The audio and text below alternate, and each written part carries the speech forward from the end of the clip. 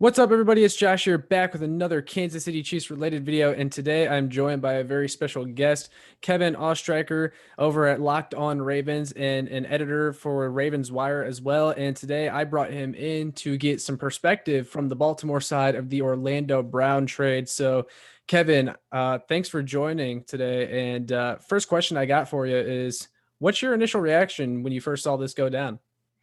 Yeah, it was interesting. I know that the situation with Orlando Brown has been talked about for a while here. The Ravens obviously couldn't give him the opportunity to play left tackle with Ronnie Stanley on the roster. It was a debate whether the Ravens were going to trade him or not, just because he probably was going to leave in 2022 anyway, because he Right. wanted to be that left tackle. So for the Ravens, they decide to get the draft capital now and start that process of finding the replacement now. Overall, the haul itself, I'm not totally mad about. I think it's a good deal for both sides, to be honest. The Ravens pick up an extra first round pick, some other picks in there, and Eric DeCosta in his pre-draft press conference said, yeah, I want more picks. This team wants more picks, and they got those picks in this 2021 draft and a pick swap there in 2022 as well.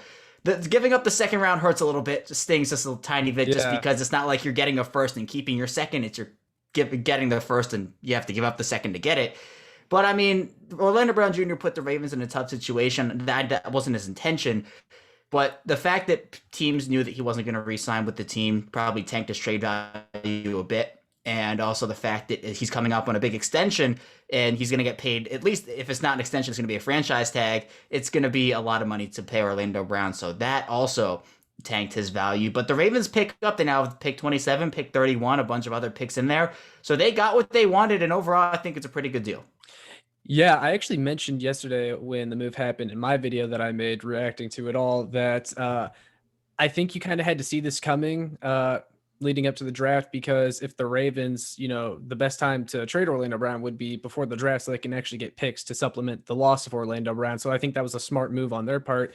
And Brett Veach, the Chiefs general manager, actually had a press conference like 2 hours before the trade actually went down. And someone asked, and I really started to see this coming after this press conference he had because one of the beat writers that was there, or whatever, they asked him like, they basically asked him, "Hey, are you interested in Orlando Brown?" without actually asking him, "Are you interested in Orlando Brown?" And he basically gave his yes answer with a bunch of complicated beating around the bush. But yeah, that's kind of when I started really watching this. But I got to ask you, so what's kind of your reaction to them actually being willing to deal with Kansas City? Because on our side over here, just the big hookup for this deal for months was, are the Ravens actually going to be willing to deal with Kansas City? And obviously they were. So what are your thoughts on that? Yeah, I mean, I guess it kind of stings to trade him to Kansas City because Kansas City has had the Ravens number over the past 3 seasons. But to be honest, it doesn't really mean too much to me. Trading him to a contender in the AFC, obviously, maybe you want to get him to the NFC, but at the end of the day, Baltimore's doing what's best for their team. And obviously, they thought the Chiefs, all things considered, gave them the best package to move off of Orlando Brown now. So I don't think they're necessarily worried about what the Chiefs are doing. And obviously, the Chiefs, even if they didn't get Orlando Brown, they were still going to be good anyway. Yeah. So obviously, Orlando Brown makes them better. That there is no denying. But I still think that if teams are coming in with a second round pick, if teams are saying, "Hey, we'll give you 40 or we'll give you 45," that's not enough to move the needle for me at least. I think that 31, if that was the best offer they were getting along with the other picks in the deal, then I'm okay with it. Obviously, it wasn't a perfect deal. The Ravens, I think, would have maybe liked to keep their second round pick, and I'm Yeah. sure there's going to be movement by the team. I don't necessarily think they're going to keep two first round picks, at least where they are right now. But in terms of dealing with Kansas City, yeah, I mean, Orlando Brown's going to make that offensive line better. The Chiefs made it known that they wanted to improve that line because it was a Hmm. big talking point, especially in the Super Bowl.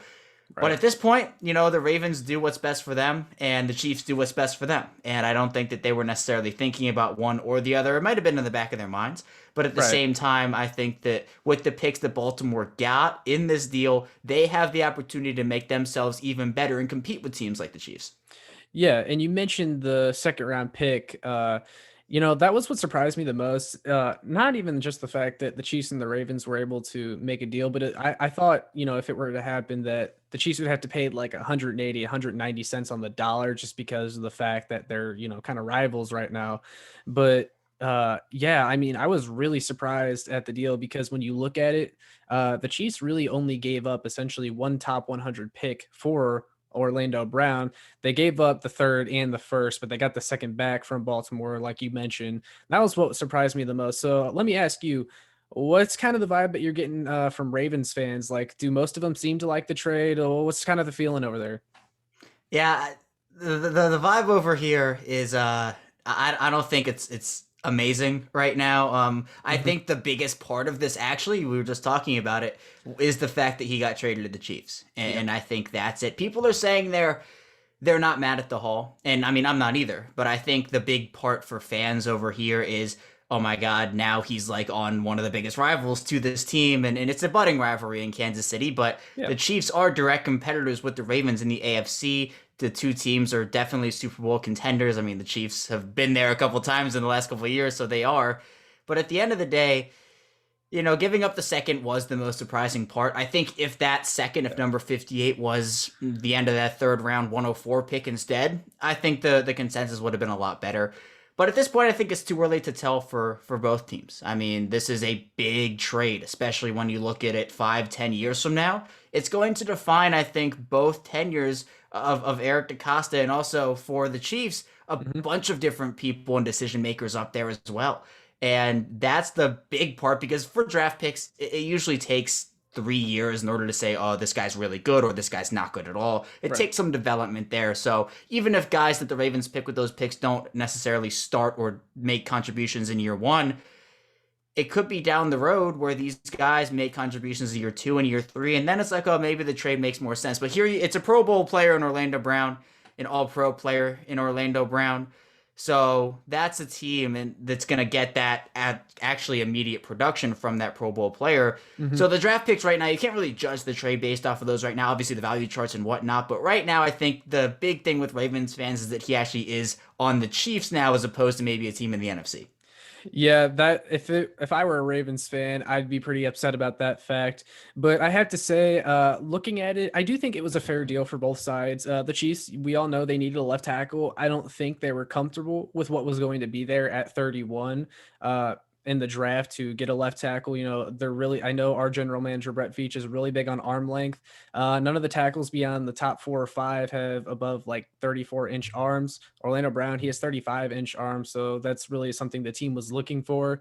And then the Ravens, I mean, this guy wasn't going to re-sign with you, most likely. So you get picks for him. And I think, maybe they, like you said, wanted to keep that second round pick, but at the end of the day, you're still getting something for Orlando Brown. And yes, it does hurt that he goes to, a conference rival, but at the end of the day, you take the best deal that's on the table. And I believe that Kansas City offered the best package. But all that being said, I'm just going to ask you, having watched Orlando Brown for the past several years, what kind of player is he? Because I know like one of the questions a lot of Chiefs fans have about Orlando Brown is he going to be able to transition well to a pass heavy offense coming from such a run heavy offense in Baltimore? What are some of his strengths, weaknesses, that kind of thing? Just what do you take away from Orlando Brown as a player? Yeah, Orlando Brown's he's a great player, and I think that transition is something he's going to have to adjust to, and it might take a couple weeks. For Orlando Brown coming out of obviously did not have the best combine in college, had Yeah. him fall all the way to Baltimore, and as we all know now, that was a steal, and the combine should not have affected him that much. For Brown, he's a mauler. He's very physical. He's able to get to the second level very easily. Some speed pass rushers can sometimes give him issues.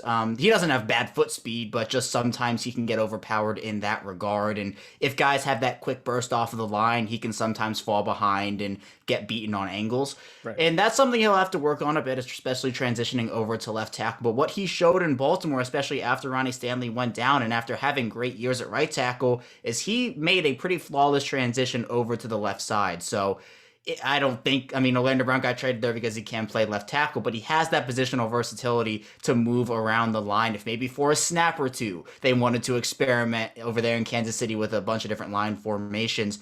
But he's someone who I think fits into that scheme. Again, it's not like the Ravens scheme because the Ravens have a very different scheme than a lot of NFL teams, and Hmm. the Chiefs with Patrick Mahomes and all those weapons on offense. I mean, they are a high flying team, and so it might take a couple weeks, and there might be some hiccups. But I think with any new player, that's to be expected. But as he settles into that pass happy offense, and I think, again, for him, a key thing is coming in shape. I know that he was a little out of shape over the first couple of weeks.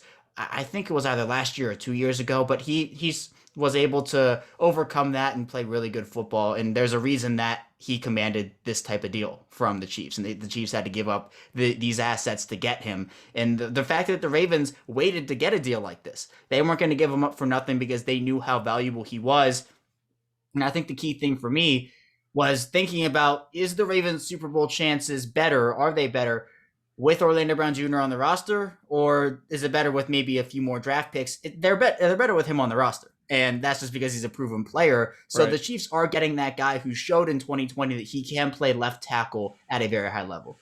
Yeah, and you mentioned the versatility, how he can line up on multiple spots. Playing right tackle and left tackle in Baltimore. That's something Andy Reid really likes with his offensive linemen. They signed Joe Tooney this offseason as well, who can play guard or center and tackle in a pinch. They signed Kyle Long, who came out of retirement. He's a Pro Bowler at both guard and tackle. So yeah, that's some really interesting stuff. And that's all I got for you today. So again, Kevin, thanks for joining me. And you guys make sure you go check out the Locked On Ravens podcast and some of Kevin's work over at Ravens Wire. And I'll also link his Twitter in the description. And like I said, Kevin, thanks again for joining me today. No, absolutely, Josh. Thanks so much. Yeah, no problem. So make sure you guys like, share, subscribe so we can get this out to anyone and everyone who wants to find it. And make sure you check out some of my work on showmefootball.com and Arrowhead Addict. But that's all I got for today, guys. Peace.